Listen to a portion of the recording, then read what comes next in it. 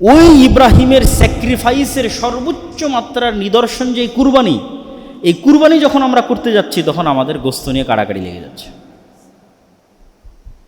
ভাগাই কুরবানি দেওয়া নিয়ে আমরা উৎফুল্ল হয়ে যাচ্ছে এবং সেই গোস্ত ভাগাভাগি করার প্রবণতায় মত্ত হয়ে যাচ্ছে। তাহলে মূল শিক্ষাটা তো আমরা হারিয়ে ফেলেছি। শুধু রিচুয়ালস মানে একটা কাজ করতে হবে তাই ফলো করতেছে, রুকু সিজদা দিতে হবে তাই দিচ্ছে, কিন্তু ওর মধ্যে রুহ নাই, প্রাণ নাই, জান নাই। তাহলে কুরবানির এই ইবাদতটা কোন লেভেলের ইবাদত, কোন স্তরের ইবাদত, এবং স্যাক্রিফাইসের একটা ন্যূনতম মাধ্যম আল্লাহ আমাদের জন্য দিয়ে দিয়েছে। আমাদের ছেলে চাইনি, মেয়ে চাইনি, আমাদের টাকা পয়সা থেকে আল্লাহর সন্তুষ্টির জন্য আমরা একটা পশু কুরবানি করব। এত ন্যূনতম একটা স্যাক্রিফাইস আল্লাহ আমাদের কাছে চেয়েছে, কিন্তু সেটা তো আমরা কত বিকৃতি, কত ছোট মন মানসিকতা আমরা সেটার সাথে যুক্ত করেছি তা একমাত্র আল্লাহ সুবহানাহু ওয়া তাআলা জানে। প্রিয় উপস্থিতি, ইব্রাহিম আলাইহিস সালাতু ওয়াস সালামের এই আদর্শ থেকে আমাদের জন্য যেমন একটা শিক্ষা ইখলাস, যেমন একটা শিক্ষা আল্লাহর উপর ভরসা, যেমন একটা শিক্ষা আল্লাহর সামনে আত্মসমর্পণ করা, তেমনই শিক্ষা শিরক মুক্ত। ইব্রাহিম আলাইহিস সালামের দুইটা দোয়া আপনি দেখেন যে উনি সবচেয়ে বেশি প্রাধান্য দিয়েছে দুটো জিনিসকে।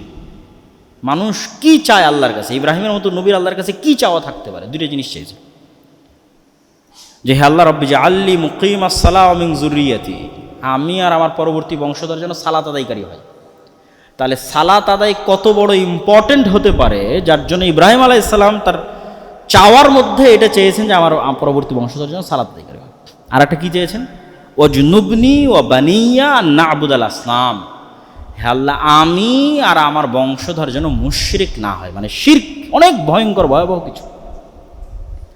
আজকে পশ্চিমবঙ্গের মানুষদেরকে তাদের স্কুলে বন্দে মাতারাম বলতে বাধ্য করা হবে, তথা আপনার সন্তান স্কুলে ভর্তি হলো মানে হয় শিরক।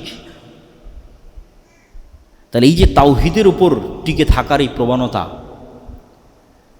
এই যে স্বাধীনতার এই চেতনা, স্বাধীনতা মানে কি? তাওহীদের উপর অটুট থাকাই হচ্ছে স্বাধীনতা।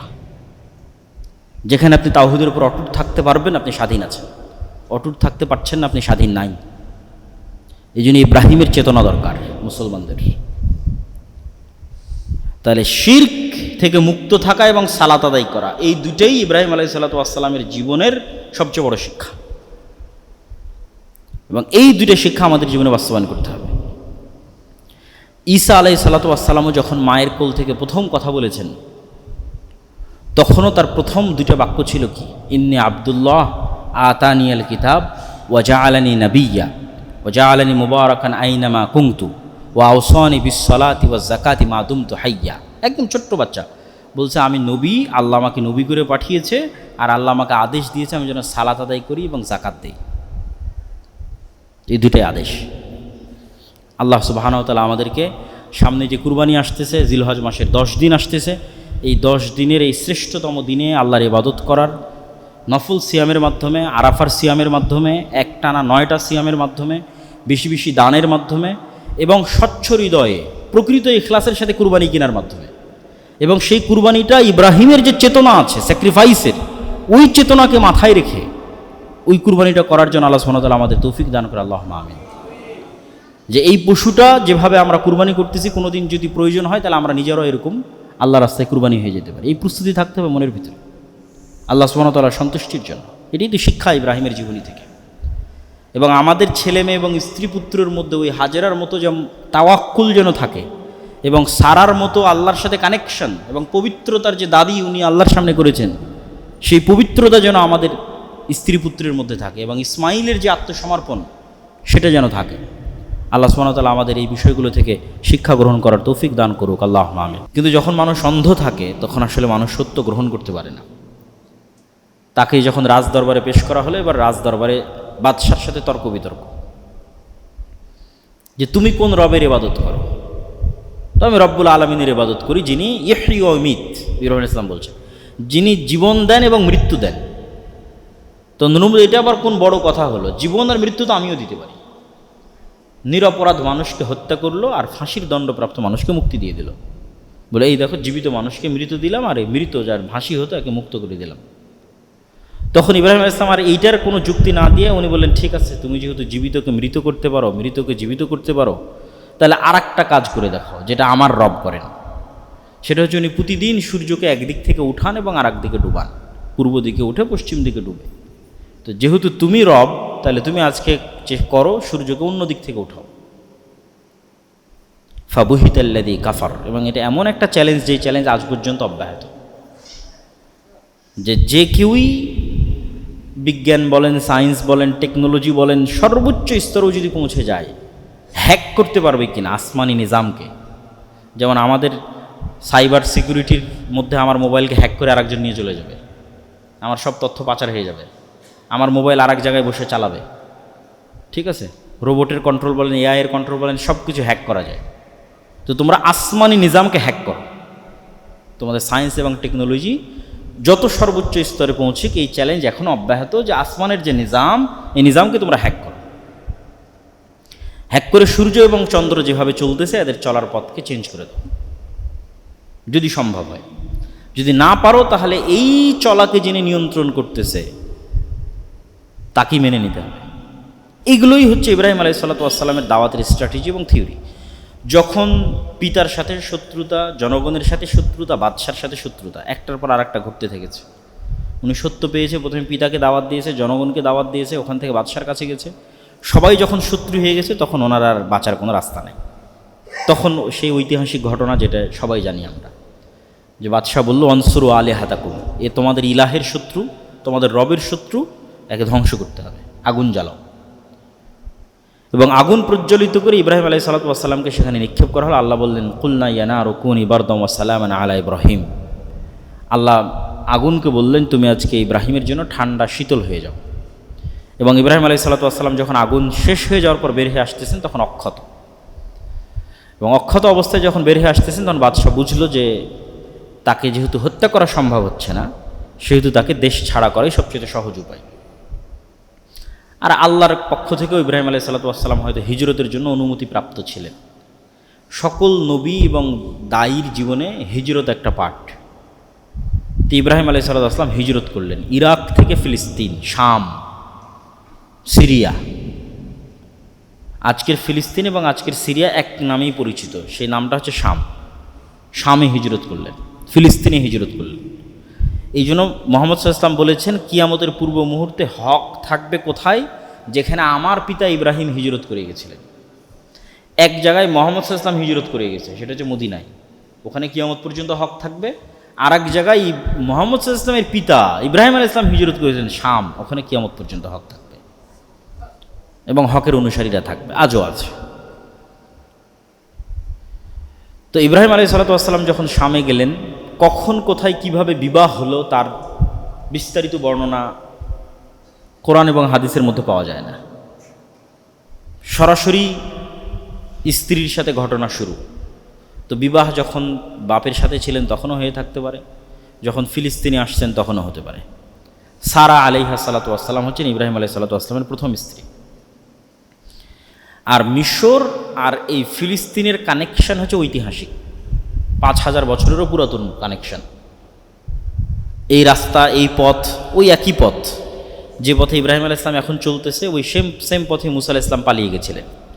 আবার একবার পালিয়ে গেছিলেন ফেরাউনের ভয়ে জীবন বাঁচাতে, আর একবার পালিয়ে গেছিলেন দলবল বানু ইসরাইল সহ শাম বা ফিলিস্তিন আশ্রয় নিতে। ওই একই পথে এখন ফিলিস্তিন এবং গাজার মানুষ ত্রাণ নেওয়ার জন্য মিশরে যায়, একই রাস্তা। ওই একই রাস্তায় ইব্রাহিম আলাইহিস সালাতু ওয়াস সালাম হয়তো ফিলিস্তিনে কোনো দুর্ভিক্ষের কারণে খাদ্য সংগ্রহের আশায় মিশর যাচ্ছিলেন। যেই ঘটনা সহিহ বুখারীতে এসেছে যে জালেম বাদশাহ, নারীদের প্রতি তার ছিল লোলুপ দৃষ্টি। আর বুখারীর ইবারত অনুযায়ী সারা আলাইহিস সালাতু ওয়াস সালাম ছিলেন তৎকালীন বিশ্বের সবচেয়ে সুন্দরী নারী। কিছু কিছু মুফাসসির লিখেছেন, হাওয়া আলাইহিস সালাতু ওয়াস সালামের পরে কিয়ামত পর্যন্ত এত সুন্দরী নারী আর আসেনি অথবা আসবে না, সারা আলাইহিস সালাতু ওয়াস সালাম যত সুন্দর ছিলেন। তো যখন জালেম বাদশার দৃষ্টি তার দিকে পড়লো, লম্বা ঘটনা, তিনি জালেম বাদশার কাছে গেলেন, তার কাছে সময় চাইলেন সালাত এবং অজুতে দাঁড়ালেন, অজু করে সালাতে দাঁড়ালেন এবং আল্লাহর কাছে বললেন, হে আল্লাহ, আমি যদি আপনার প্রতি এবং আপনার নবী ইব্রাহিমের প্রতি ঈমান আনয়ন করে থাকি, ও আহসান তুফারজি, আর আমার লজ্জাস্থানের হেফাজত করে থাকি, ফালা তুসাল্লিত আলাইয়াল কাফের, তাহলে আজকে এই কাফেরকে আমার উপর চাপিয়ে দিয়েন না, আমার উপর বিজয় করিয়েন না। তো সাথে সাথেই সে প্যারালাইজড অবস্থায় পড়ে গেল এবং হাত পা মাটিতে আঘাত করতে লাগলো, ছটপট করতে লাগলো এবং সারাকে বলতে লাগলো তুমি আমাকে বাঁচাও। এবং সারা আলাইহিস সালাতু ওয়াস সালামও বুঝলেন এই যদি মারা যায় তাহলে জনগণ মনে করবে আমি হত্যা করেছি।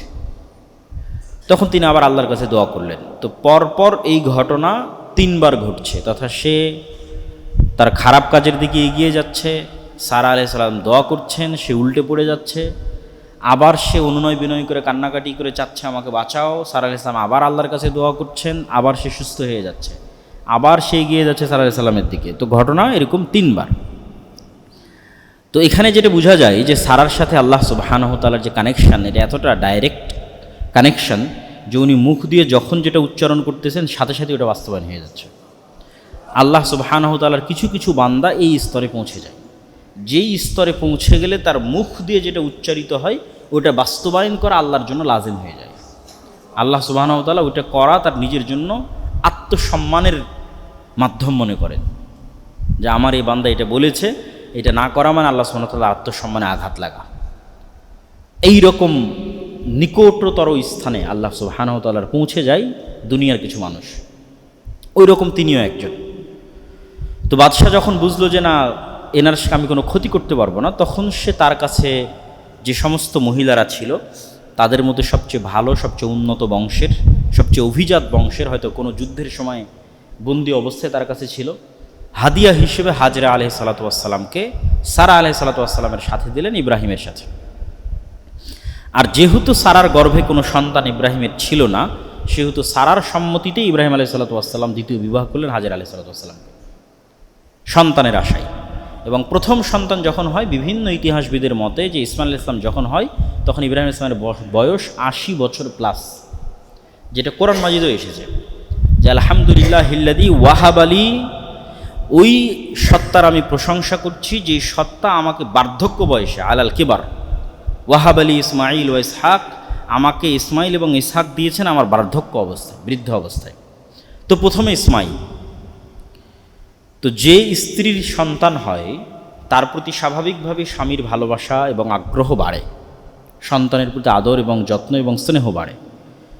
তো এবং মেয়েদের স্বভাবজাত স্বভাব হচ্ছে তারা একটু হলেও স্বামীর যে ভালোবাসা, এই ভালোবাসা যখন ভাগ হয় তখন ঈর্ষান্বিত হয়, এটা স্বাভাবিক, জন্মগত।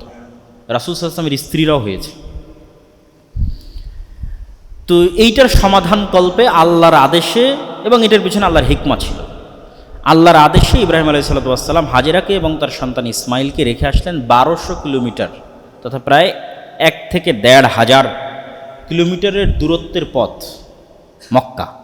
লোকেশন আল্লাহ সুবহানাহু ওয়া তাআলা সেট করে দিয়েছেন, ওইটাই আল্লাহর হিকমা, যে ইব্রাহিমের এক সন্তান আবাদ করবে মসজিদে আকসা, আর ইব্রাহিমের আর এক সন্তান আবাদ করবে বাইতুল্লাহ কাবা, আর কিয়ামত পর্যন্ত যত নবী আসবে এই 2 সন্তানের বংশে আসবে। এইটাই আল্লাহর পূর্ব নির্ধারিত সিদ্ধান্ত ছিল, কিন্তু সেটাই তিনি ঘটাচ্ছেন এত কিছুর মধ্যে দিয়ে, এত উত্থান পতনের মধ্যে দিয়ে সেটা ঘটতেছে।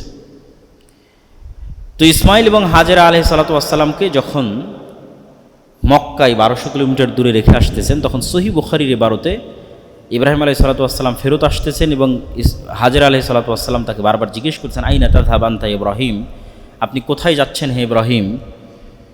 তখন তিনি কোনো উত্তর দিচ্ছেন না। যখন উত্তর দিচ্ছেন না তখন তিনি বাধ্য হয়ে বললেন, আল্লাহ আমারাক, আল্লাহ কি আপনাকে আদেশ দিয়েছে? তখন ইব্রাহিম আলাইহিস সালাম বললেন, হ্যাঁ আল্লাহ আমাকে আদেশ দিয়েছে।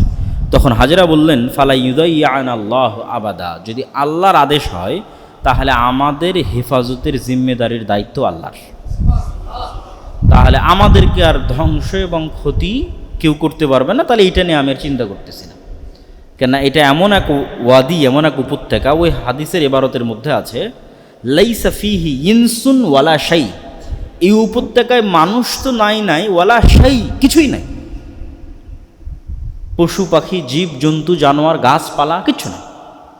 অন্তত বাংলাদেশের মতো কোথাও রেখে গেলে গাছপালা থাকতো, গাছপালা থাকলে জঙ্গল থাকতো, জঙ্গল থাকলে পশু প্রাণী থাকতো, কিন্তু এটা তো রাখা হচ্ছে ধুধু মরুভূমির মধ্যে, 1000 কিলোমিটার আশেপাশে মরুভূমি, তাহলে মরুভূমিতে গাছপালা হয় না। যেহেতু মরুভূমিতে গাছপালা নাই এবং জনবসতি নাই, সেহেতু পশু প্রাণীও নাই। তো লাইসা ফিহি ইনসুন ওয়ালা শাই, মানুষও নাই, কিছুই নাই, এমন উপত্যকা রেখে যাচ্ছে।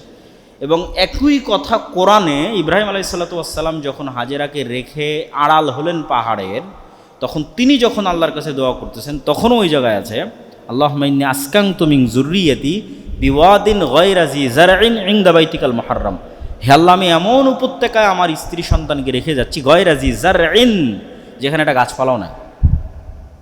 এটা কোরআনের আয়াত। এমন উপত্যকায় রেখে যাচ্ছে। এবং সেখানে ইব্রাহিম আলাইহিসসালাতু ওয়াসসালাম যখন তার সন্তানদেরকে সেখানে রেখে যান, তখন তিনি যে দোয়া করেছেন, এই দোয়ার ধারাবাহিকতা যেটা বললাম যে হে আল্লাহ, আমি আমার সন্তানদেরকে এমন উপত্যকায় রেখে যাচ্ছি যেখানে কোনো গাছপালা নাই। কেন? রব্বানা লিইয়ুকিমুস-সালাহ, হে আল্লাহ, তারা যেন এখানে সালাত কায়েম করতে পারে। ইব্রাহিম আলাইহিস সালামের দোয়াগুলোর মধ্যে সালাতকে খুব কানেক্টেড পাবেন। সালাত খুবই ইম্পর্টেন্ট একটা কাজ, মানুষের জীবনের সবচেয়ে জরুরি কাজ, যে আল্লাহ, আমি এদেরকে রেখে যাচ্ছি যেন এরা এখানে সালাত আদায় করতে পারে। ফাজআল আফইদাতাম মিনান নাস তাহবি ইলাইহিম, হে আল্লাহ, দুনিয়ার মানুষের অন্তরকে এই শহরের দিকে করে দেন, কেন এখানে তো কেউ নাই, মানুষজন না আসলে এরা বসবাস করবে কীভাবে। ওয়ারযুকহুম মিনাস সামারাত, হে আল্লাহ, এদের ফলমূল থেকে খাবারের ব্যবস্থা করে দেন।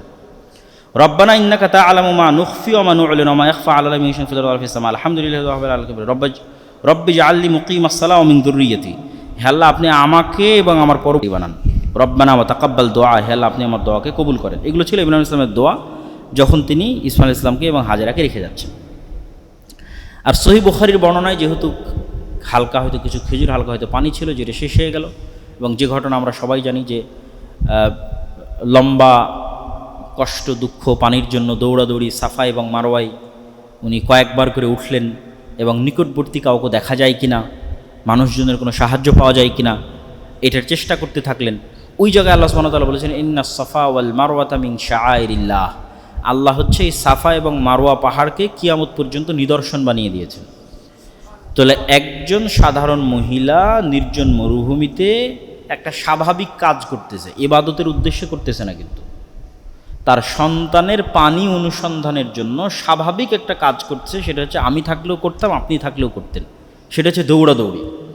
কিন্তু তাদের এই আল্লাহর প্রতি তাওয়াক্কুল এবং আল্লাহর প্রতি ভরসা এবং ইখলাস, এই চেষ্টা, এই পরিশ্রমকে আল্লাহ সুবহানাহু ওয়া তাআলা কিয়ামত পর্যন্ত ইবাদত বানিয়ে দিলেন।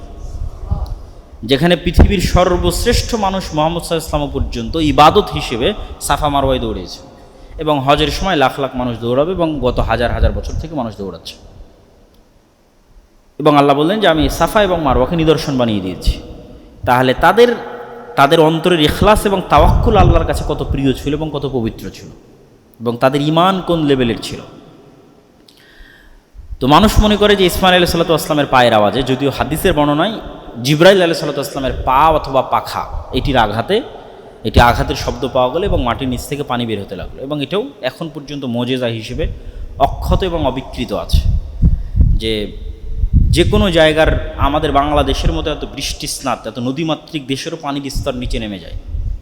আপনি রাজশাহীর উত্তর অঞ্চলের অনেক উপজেলায় এখন পানি পাবেন না, কয়েকশো মিটার নিচ পর্যন্ত ডিপ মেশিন পোতার পরও পানি পাবেন না। তো সেখানে যুগ যুগ ধরে একটা মরুভূমিতে, যেখানে বৃষ্টি তেমন হয় না, আশেপাশে কোনো নদী নালা নাই, সেখানে পানি উঠতে গেছে, এবং একসাথেও অসংখ্য মোটর লাগিয়ে এই কূপ চেক করা হয়েছে যার পানি শেষ হয় কিনা।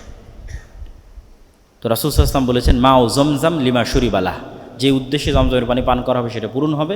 আর জমজমের পানি মানুষের ক্ষুধার নিবারণ আর অসুখের আরোগ্য, অসুখের ওষুধ, ক্ষুধার খাবার। কেন? ওদের তো আর কোনো খাবারের ব্যবস্থা হয়নি। ইব্রাহিম, ইসমাইল আর হাজেরার শুধু জমজমের পানির ব্যবস্থা হয়েছে। তো এটা দিয়েই তো ওরা অন্তত 1 মাস, 2 মাস, 6 মাস, আরও মানুষজন যতদিন আসেনি ততদিন তো এটা দিয়ে পার করেছে। তো আরও মানুষজন আসার যে বর্ণনা সহিহ বুখারীতে এসেছে, যে যেখানে পানি থাকে ওখানে পাখি আকাশে উড়ে। তো কোনো এক বেদুইন দল যারা ইয়ামান থেকে আসছিল, তারা পানির সন্ধানে আকাশে উড়ন্ত পাখি দেখে সেখানে যায়। তো দেখে শুধু একজন মহিলা আর তার কোলের বাচ্চা, কোলের শিশু। তো ওই ইয়ামানের যে বেদুইন দল, তারা এই রকম অলৌকিক এবং আশ্চর্যজনক ঘটনা দেখে ওই মহিলার কাছে অনুমতি চায় যে আমরা এখানে বসবাস করতে পারি কিনা। তো তখন তাদেরকে বসবাসের অনুমতি দেন সহিহ বুখারীর বর্ণনা অনুযায়ী, এবং ওই গোত্রের মেয়ের সাথে ইসমাঈল আলাইহিস সালামের বিয়ে হয়। এখান থেকে এবার বসতি শুরু মক্কার। আর ইব্রাহিম আলাইহিসসালাম ফিলিস্তিন থেকে, শাম থেকে এই মক্কায় যাতায়াত করেছেন অন্তত 4 থেকে 5 বার। একবার তো প্রথমবার গেলেন এই যেবার স্ত্রী সন্তানকে রেখে আসলেন, দ্বিতীয়বার গেলেন কুরবানির ঘটনা যেটা আমরা পড়ব, তৃতীয়বার গেলেন এক স্ত্রীকে তালাক দিতে বলে আসলেন, চতুর্থবার গেলেন ওই স্ত্রীকে রেখে আসতে বলে আসলেন, পঞ্চমবার গেলেন ঘর তৈরি করতে বললেন। তো অন্তত এর মধ্যে আরও অনেকবার যেতে পারেন, অন্তত বিশুদ্ধ বর্ণনা অনুযায়ী অ্যাটলিস্ট মিনিমাম 5 বার ইব্রাহিম আলাইহিসসালাম এই 1200 কিলোমিটারের পথ পাড়ি দিয়েছেন মসজিদে আকসা টু কাবাঘর, ইসহাক টু ইসমাইল, যেখানে ইসহাক আছে আর যেখানে ইসমাইল আছে, যেখানে সারা আছে, যেখানে হাজেরা আছে। এবং ওই লম্বা ঘটনার মধ্যে আছে যেখানে ইসমাইল আলাইহিসসালামের স্ত্রীকে তালাক দিতে বলছেন, ওখানে তিনি জিজ্ঞেস করেছেন কাইফা হাইয়াতুকুম, কেমন আছো তোমরা? তখন স্ত্রী উত্তরে বলেছে নাহনু ফি শিদ্দা, আমরা খুব কষ্টের মধ্যে আছি, খাবার নাই, পানি নাই। এই উত্তর ইব্রাহিম আলাইহিস সালামের পছন্দ হয়নি। তো বললেন বাড়ির মালিক বাড়িতে আসলে বলবে দরজার কপাট চৌকাট যেন পরিবর্তন করে দেয়। তো ইসমাইল আলাইহিসসালাম ইব্রাহিম আলাইহিস সালাম কোথাও গেলে যে সুগন্ধি ছড়িয়ে থাকতো, ওই সুগন্ধি থেকে উনি বুঝতে পেরেছেন যে কেউ এসেছে বাড়িতে। তো কে এই ঘটনা কি বলেছে? ওহো, উনি তো আমার পিতা, তোমাকে চলে যেতে বলেছেন। এবার দ্বিতীয়, এখানে কিন্তু পিতা পুত্রের সাক্ষাৎ হয়নি। দ্বিতীয় আরেকবার যখন ইব্রাহিম আলাইহিস সালাম আসলেন, দেখি না আবার একই প্রশ্ন করলেন যে কাইফা হাইয়াতুকুম, কেমন আছো তোমরা? তখন দ্বিতীয় স্ত্রী এবার উত্তরে বলেছে আলহামদুলিল্লাহ, ওই আল্লাহর প্রশংসা করছি, আমরা ভালো আছি সর্বাবস্থায়। এই যে আল্লাহর প্রশংসা, আসনা তাআলাল্লাহ, আল্লাহর যে প্রশংসা করেছে, এটাতে ইব্রাহিম আলাইহিস সালামের মন খুশি হয়ে গেছে। তো ইব্রাহিম আলাইহিস সালাম এবার ওদের জন্য দোয়া করতেছেন যে হ্যাঁ, মানে পাল্টা আবার বেশি করে প্রশ্ন করলেন যে ঠিক আছে তোমরা তো ভালো আছো বুঝলাম, কিন্তু খাও কি?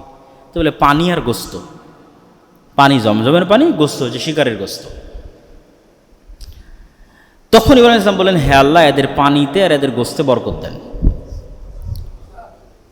এবং বললেন যে যখন ইসমাইল বাড়িতে ফিরে আসবে, ওভাবে ইসমাইল নাম তো বলেন, যখন বাড়ির মালিক বাড়িতে ফিরে আসবে তখন বলবে দরজার চৌকাট যেন স্থায়ী রাখে। এবার শেষবার যখন পঞ্চমবার ইব্রাহিম আলাইহিস সালাম আসতেছেন, ওয়াইদ ইয়ারফাউ ইব্রাহিমুল কওয়াইদা মিনাল বাইতি ওয়া ইসমাইল রব্বানা তাকাব্বাল মিন্না, যেটা সূরার শুরুতে, বক্তব্যের শুরুতে পাঠ করেছে যে আয়াতগুলো, যে এবার ইব্রাহিম আলাইহিস সালাম এসে বললেন যে আল্লাহ সুবহানাহু ওয়া তাআলার একটা ঘর এখানে ছিল, ইন্না আউওয়ালা বাইতুম উযিআ লিন-নাস বিবাক্কা, ফেরেশতাদের মাধ্যমে আল্লাহ তৈরি করেছিলেন। আদম আলাইহিস সালাতু ওয়াস সালাম এখানে ইবাদত করতেন, নূহ আলাইহিস সালাতু ওয়াস সালামের বন্যায় সেই ঘর ধ্বংস হয়ে গেছে। ওই এক্সাক্ট সেম লোকেশনে, সেম মাপকাঠিতে, সেম মানদণ্ডে ঘর তৈরি করতে হবে আল্লাহর আদেশ। তখন ইসমাইল এবং ইব্রাহিম আলাইহিস সালাতু ওয়াস সালাম মিলে ওই ঘর তৈরি করলেন এবং আল্লাহ সুবহানাহু ওয়া তাআলা হাজরে আসওয়াদকে লিফট হিসেবে ব্যবহার করার অলৌকিক ক্ষমতা দিলেন, উঁচুতে উঠা এবং নিচে নামার, পাথরের উপর পাথর বসানোর জন্য। যে হাজরে আসওয়াদ এখনও সেখানে আছে, যে মাকাম ইব্রাহিম, হাজরে আসওয়াদ বলছি, মাকাম ইব্রাহিম এখনও সেখানে আছে, যে পাথরকে ইব্রাহিম আলাইহিস সালাম লিফট হিসেবে উঁচুতে উঠা এবং নিচে নামার জন্য ব্যবহার করেছে। তারপরে আল্লাহ তাকে আদেশ দিলেন যে এখানে তুমি মানুষের হজের ঘোষণা দাও। তো কেউই তো নাই, কিসের হজের ঘোষণা? মানুষই তো নাই। তো আল্লাহ সুবহানাহু ওয়া তাআলা এই হজের ঘোষণা সারা পৃথিবীর মানুষের কাছে পৌঁছে দেওয়ার দায়িত্ব নিজে নিলেন, আর ইব্রাহিমকে বললেন তুমি দাও, এই নির্জন মানুষের মধ্যে হজের ঘোষণা দাও, হজের আহ্বান দাও। আর তোমাদের দুইজনের দায়িত্ব হচ্ছে, ইব্রাহিম আর ইসমাইলের দায়িত্ব হচ্ছে ওয়াং তাহির বাইতি লিত-তাইফিনা ওয়াল আকিফিনা ওয়ার রুকআই সুজুদ, যে এই ঘর যারা ভিজিট করতে আসবে তাদের জন্য এই ঘরকে পরিষ্কার রাখা, এই ঘরের সম্মান করা তোমাদের দায়িত্ব। তো এই যে ইব্রাহিম আলাইহিস সালামের পর থেকে নিয়ে অন্য ঘটনাগুলো যদি দেখেন তাহলে বুঝবেন যে এই লম্বা সময়টা কতদিনের, তথা ইব্রাহিম টু মোহাম্মদ এই লম্বা সময়টা কতদিনের, এটা কি দেখে বুঝবেন? ওই যে আর এক ছেলে ইসাক আলাইহিস সালাম, প্রায় 100 বছর বয়সে আল্লাহ আর এক ছেলে দিলেন, আর ওই ছেলেকে দিলেন একটা পরীক্ষার পর, পরীক্ষার পুরস্কার হিসেবে। সেই পরীক্ষাটা কি? তোমার অন্তরে যেই সন্তানের প্রতি ভালোবাসা তৈরি হয়েছে, এত মাত্রাতিরিক্ত ভালোবাসা, এইটার কুরবানি চাই। ভালোবাসা শুধু হবে আল্লাহর জন্য, যেটা আল্লাহ সুবহানাহু ওয়া তাআলা কোরআন মাজিদে বলেছেন যে হে দুনিয়ার মানুষ, তোমাদের জন্য ফিতনা হচ্ছে তোমাদের সন্তান, তোমাদের টাকা পয়সা, তোমাদের ধন দৌলত। ফিতনা মানে কি? আপনি যখনই ওইটার ভালোবাসা একটু বেশি পড়ে যাবেন, তখন আপনি আর আল্লাহর জন্য সর্বোচ্চ স্যাক্রিফাইসটা করতে পারবেন না। ধরেন আল্লাহ এখন আপনার জীবন চাচ্ছে, আল্লাহর রাস্তায় জিহাদ, তো আপনার ভালোবাসা যদি স্ত্রীর প্রতি বেশি থাকে আল্লাহর চাইতে, সন্তানের প্রতি বেশি থাকে আল্লাহর চাইতে, আপনি জীবন দিতে পারবেন? পারবেন না। তাহলে এটা ফিতনা। তো ইব্রাহিম আলাইহিস সালামের জন্য এটা ফিতনা। তা আল্লাহ বললেন এবার এটার স্যাক্রিফাইস লাগবে, এটার কুরবানি লাগবে, এবং প্রমাণ করতে হবে যে তুমি সবচেয়ে বেশি ভালোবাসো কাকে? আল্লাহ সুবহানাহু ওয়া তাআলাকে। তখন ইব্রাহিম আলাইহিস সালাম আসলেন এবং ইসমাইলকে বললেন যে আমি স্বপ্নে দেখেছি যে আমি তোমাকে জবাই করতেছি, যেটা কোরআনের আয়াত। যেই কোরআনের আয়াতে আল্লাহ সুবহানাহু ওয়া তাআলা এই আদেশ দিয়েছেন, এবং সেই আদেশের অনুসরণে ইসমাইল আলাইহিস সালামের যেটা বাক্য, সেটা হচ্ছে ইয়া আবাতি ফাআল মা তু'মার সাতাজিদুনি ইনশাআল্লাহ মিনাস সাবিরিন। হ্যাঁ আমার পিতা, আল্লাহ আপনাকে যেটা আদেশ দিয়েছে আপনি সেটি করেন, আপনি আমাকে ধৈর্যশীলদের অন্তর্ভুক্ত পাবেন। ফালাম্মা আসলামা ওয়াতাল্লাহু লিল জাবিন, তারা দুইজন ইসলাম গ্রহণ করলো। শাব্দিক অনুবাদ করলাম, ফালাম্মা আসলামা, দুইজন আত্মসমর্পণ করলো। পিতা এবং পুত্র, একজন জবাই করতে প্রস্তুত আর একজন জবাই হতে প্রস্তুত। কার কারণে এই আত্মসমর্পণ? এটা আল্লাহর আদেশ, এই কারণে আত্মসমর্পণ। এটা হলো ইসলাম। মানে মানুষ যখন এই জায়গায় পৌঁছতে পারে যে আল্লাহর আদেশ মানতে এই রকমের স্যাক্রিফাইস করতে পারে যে নিজে নিহত হওয়ার জন্য প্রস্তুত অথবা হত্যা করার জন্য প্রস্তুত, তাহলে এবার হলো সে ইসলাম গ্রহণ করেছে। ফালাম্মা আসলামা, উভয়ই আল্লাহর আদেশের সামনে আত্মসমর্পণ করলো। ওয়াতাল্লাহু লিল জাবিন, এবং কাঁধকে এগিয়ে দিল জবাই হওয়ার জন্য। তখন আল্লাহ সুবহানাহু ওয়া তাআলা ডাক দিয়ে বলেন ওয়ানাদাইনাহু আইয়া ইব্রাহিম ক্বাদ সাদ্দাকতা রুইয়া, হে ইব্রাহিম তুমি তোমার স্বপ্নকে সত্য করেছো। ইন্নাকা যালিকা নাজজিল মুহসিনিন হাযা লাহুল বালাউল মুবিন ওয়া ফাদাইনাহু বিযিবহিন আযীম। আর আমি তোমার এই সন্তানকে মুক্তি দিয়ে দিচ্ছি আরও বড় একটি কুরবানির বিনিময়ে। এবং আসমান অথবা জান্নাত থেকে আরেকটি কুরবানি আসলো, এবং সেটি কুরবানি করার মাধ্যমে ইসমাঈল ইসলাম মুক্তি। আর পুরস্কার কি? এটা তো সন্তানের মুক্তি। পুরস্কার হচ্ছে যখন সন্তানের ভালোবাসার উপরে আল্লাহর ভালোবাসাকে ইব্রাহিম আলাইহিস সালাম প্রাধান্য দিয়ে দিলেন, তখন আল্লাহ পুরস্কার হিসেবে আর এক সন্তান গিফট করলেন প্রথম স্ত্রীর গর্ভে, ইসহাক আলাইহিস সালাম। যে তুমি যখন পরীক্ষার এই মাত্রায় উত্তীর্ণ হতে পারো যে নিজের সন্তানকেও স্যাক্রিফাইস করতে তুমি উদ্যত আল্লাহর সন্তুষ্টির জন্য, তোমাকে আর একটা সন্তান দিলাম। তো এবার ইসহাক থেকে নিয়ে আপনি ঘটনাক্রম দেখতে থাকেন। ইসহাকের সন্তান ইয়াকুব, ইয়াকুবের 12 সন্তান, তার মধ্যে একটা ইউসুফ আলাইহিস সালাম বন্দী হয়ে গেল মিশরে। তারপরে ইয়াকুব আলাইহিস সালাম দীর্ঘদিন পরে পুরো 11 ভাই সহ উনি মিশরে গেলেন। তার কিছুদিন পরে ফেরাউন ক্ষমতায় আসলো, সবাই গোলাম হয়ে গেল। 300-400 বছর পর মুসা আসলেন, মুসার সাথে হারুন। তিনি আবার বানু ইসরাইল নিয়ে ওই যে 12 সন্তান, তাদের জন্য সমুদ্রে 12টা রাস্তা তৈরি হলো, ঝর্ণা 12টা তৈরি হলো ইয়াকুব আলাইহিস সালামের 12 সন্তানের জন্য। এরা তো সব ইব্রাহিমের সন্তান। তারপরে যুদ্ধ করে জেরুজালেম বিজয় করতে বলা হলো, জেরুজালেম বিজয় করলো না, ইউশা বিন নুনের মাধ্যমে জেরুজালেম বিজয় হলো। তারপরে জেরুজালেমে দীর্ঘদিন যাবৎ তারা থাকলো। দাউদ আসলেন, সুলাইমান আসলেন, তারা জেরুজালেমে পৃথিবীর ইতিহাসের সবচেয়ে বড় সাম্রাজ্য প্রতিষ্ঠা করলো। দাউদ সুলাইমানের পরে আরও ধারাবাহিকতায় জাকারিয়া, ইয়াহিয়া, মারিয়াম, ঈসা, এই যে লম্বা যতগুলো নবীর নাম, এই নবীর নাম একত্রে একসাথে পবিত্র করানো এক জায়গাতে আল্লাহ সুবহানাহু ওয়া তাআলা উল্লেখ করেছেন। এই যেভাবে যেই ধারাবাহিকতায় আমি বলতেছি, সেম এই ধারাবাহিকতাতেও আল্লাহ সুবহানাহু ওয়া তাআলা কোরআন মাজিদে নবীদের নাম এইভাবে উল্লেখ করেছেন ইব্রাহিমের সন্তান হিসেবে। আমি আয়াতের অনুবাদ করি। ওয়াহাবনা লাহু ইসহাক ওয়া ইয়াকুব, আমি ইব্রাহিমকে দিয়েছি ইসহাককে এবং ইয়াকুবকে। কুল্লান হাদাইনা, এদের সবকে আমি হেদায়েত প্রাপ্ত করেছি। ওয়া নূহান হাদাইনা মিন ক্বাবল, আর এদের পূর্বে নূহকে হেদায়েত দিয়েছিলাম। অমিন জুররিয়াতিহি দাউদ, আর এদের বংশী দিয়েছি দাউদকে, সুলাইমানকে, আইয়ুবকে, ইউসুফকে, মুসাকে, হারুনকে। ওয়া কাযালিকা নাজজিল মুহসিনিন, আর এভাবেই মুহসিনিনদের আমি সম্মানিত করে থাকি এবং পুরস্কার দিয়ে থাকি। ওয়া জাকারিয়া ওয়া ইয়াহইয়া ওয়া ঈসা ওয়া ইলিয়াসা কুল্লুম মিনাস সালিহিন, এরা সব সৎকর্মশীল বান্দাদের অন্তর্ভুক্ত এবং ইব্রাহিমের বংশধর, ইসহাকের বংশধর। ওয়া ইসমাঈল ওয়া ইয়াসা ওয়া ইউনুসা ওয়া লূতান ওয়া কুল্লান ফাদ্দালনা আলা আলামিন, আর এদের সবকে আমি সারা পৃথিবীর মানুষের উপর শ্রেষ্ঠত্ব দিয়েছি। অমিন আবাইহিম ওয়া দুররিয়াতিহিম ওয়া ইখওয়ানিহিম, এদের পিতা, এদের আত্মীয় স্বজন এবং এদের ভাই, এদের সবাইকে ওয়াজতাবাইনাহুম ওয়া হাদাইনাহুম ইলা সিরাতিম মুস্তাকিম, এদেরকে সিরাতি মুস্তাকিমের পথ দেখিয়েছি।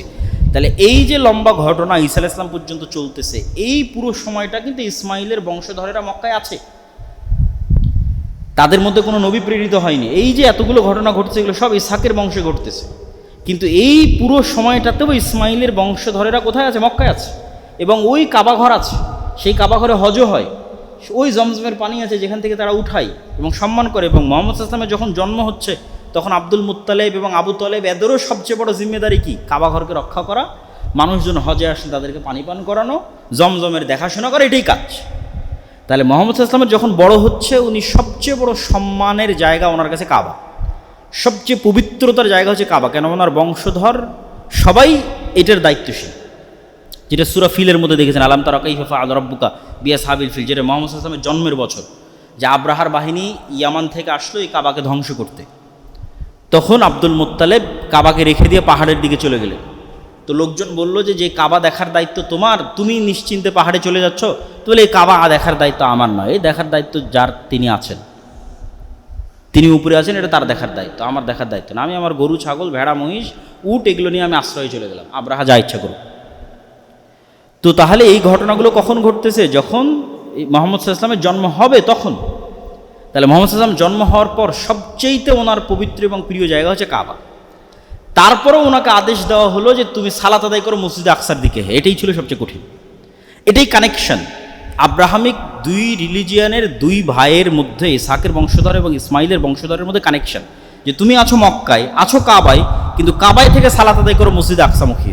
কেন? ওখানে আমার আরও অনেক ঐতিহ্য এবং স্মৃতি আছে। পুরো বানী ইসরায়েলের সকল নবী ওই কেন্দ্রিক প্রেরিত হয়েছে। মারিয়াম আলাইহিস সালামের ঘটনা, জাকারিয়ার ঘটনা, ঈসা আলাইহিস সালামের ঘটনা সব জেরুজালেমে। আর এরা সবই ইব্রাহিমের সন্তান, তুমিও ইব্রাহিমের সন্তান। দ্বিতীয়বার কখন এই কানেকশন তৈরি হলো? সুবহানাল্লাযী আসরা বিআবদিহি লাইলাম মিনাল মাসজিদিল হারাম ইলাল মাসজিদিল আকসা, নিয়ে যাবে আসমানে মেরাজের সফরে, কিন্তু কাবা থেকে ডাইরেক্ট আসমানে নিয়ে যাওয়া হচ্ছে না, কাবা থেকে নিয়ে যাওয়া হচ্ছে মসজিদে আকসায়। কানেকশন ইব্রাহিম আলাইহিস সালামের দুই সন্তানের ঐতিহ্যের ধারক এবং বাহক হবে উম্মতে মুহাম্মাদী, এবং এটাই ফাইনাল এবং লাস্ট, শেষ ধর্ম। এবং এই দুইটা যাদের হাতে থাকবে তারাই পৃথিবীর শাসক। মসজিদ আকসা এবং কাবা যাদের হাতে থাকবে, শাম এবং মক্কার যারা মালিক হবে, এরাই আব্রাহামিক রিলিজিয়ানের ঐতিহ্যগত, রক্তগত, বংশগত, আকিদাগত উত্তরসূরি। রক্তগত উত্তরসূরি মুহাম্মদ সাল্লাল্লাহু আলাইহি ওয়াসাল্লাম, উনি তো ব্লাডলি কানেক্টেড। এই জন্য ইহুদিদের হিংসা হওয়ার কারণটা কোথায়? ইহুদিরা বলে যে we are chosen by the God, আমরা হচ্ছে আল্লাহ কর্তৃক বাছাইকৃত, কেন আমরা সন অফ ইব্রাহিম, ইব্রাহিমের সন্তান। তো মুহাম্মদ সাল্লাল্লাহু আলাইহি ওয়াসাল্লাম দাঁড়িয়ে বলতে পারবে আরে আমিও তো ইব্রাহিমের সন্তান।